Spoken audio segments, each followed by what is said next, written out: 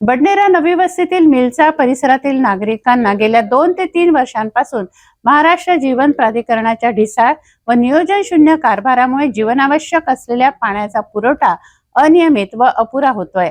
नागरिकांनी महाराष्ट्र जीवन प्राधिकरणाविरोधात एल्गार पुकारलाय। जर पाण्याची समस्या मार्गी लागली नाही तर तीव्र आंदोलनाचा इशारा देखील नागरिकांनी दिलाय। गेल्या अनेक वर्षांपासून बडनेरा शहरातील नवी वस्ती परिसरात मिलचाड येथे महाराष्ट्र जीवन प्राधिकरण विभागाकडून अनियमित व अपुरा पाणी पुरवठा होत आहे। मिलचाडीतील काही भागात बेसुमार पाणी पुरवठा होत आहे, तर काही भागात नागरिकांना पाण्यासाठी वणवण भटकावे लागत आहे। प्रसंगी हातपंपांच्या दूषित पाण्याचा वापर नागरिकांना करावा लागतोय। नागरिकांची ही पाण्याची समस्या दूर करण्याकरिता नव्यानेच जलवाहिनी टाकण्यात आली आहे, तरी सुद्धा ही समस्या कायमच आहे। म्हणून परिसरातील शेकडो महिला व पुरुष नागरिक, लोकप्रतिनिधी व सामाजिक कार्यकर्त्यांसह रस्त्यावर उतरलेत। संतप्त महिलांनी पाईपलाईन काढण्याचा प्रयत्नही केला, मात्र काही समजूतदार लोकांच्या माध्यमातून त्यांच्या संतप्त भावनांना आवर घालीत महाराष्ट्र जीवन प्राधिकरण विभागाच्या अधिकाऱ्यांशी भ्रमणध्वनीवर बोलणी करून संबंधितांना 1 दिवसाचा अल्टिमेटम देण्यात आलाय।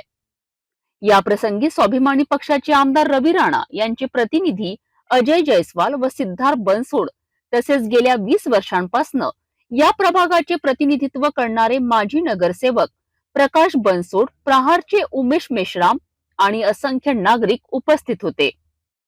पाणी पुरवठा नियमित व पुरेसा झाला नाही तर तीव्र जन आंदोलन छेडण्याचा इशारा या प्रसंगी देण्यात आलाय।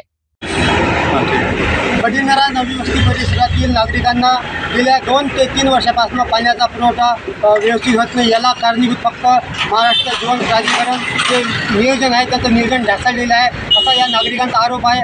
आणि आता नुकतीच येथे नवीन पाईपलाईन टाकलेली आहे। त्या पाईपलाईन मधून सुद्धा त्यांना व्यवस्थित पाणी पुरवठा होत नाही, त्यामुळे या मिलचाळी परिसरातील नागरिक संतप्त झालेले आहेत। आणि याच्या संतप्त भावना आपण जाणून घेऊया। माझ्यासोबत आहेत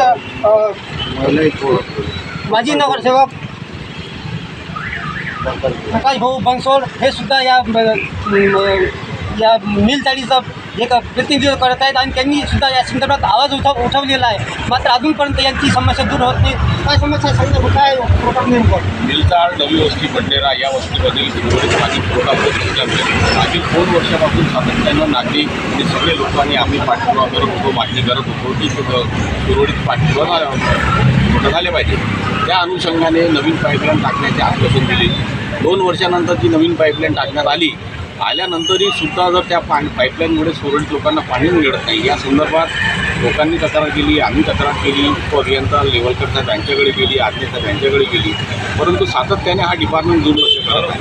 आणि हा दुर्लक्ष करत असताना लोकांना पाणी न मिळणे म्हणून लोकांचा जो आक्रोश आहे आज ते रस्त्यावर आले। आणि म्हणून लोकांचं आज असं म्हणणं पडलं की आज आपण जर प्रशासन आपलं ऐकत नसेल तर आपण प्रशासनाच्या विरोधात जाऊन आंदोलन केल्या पाहिजे।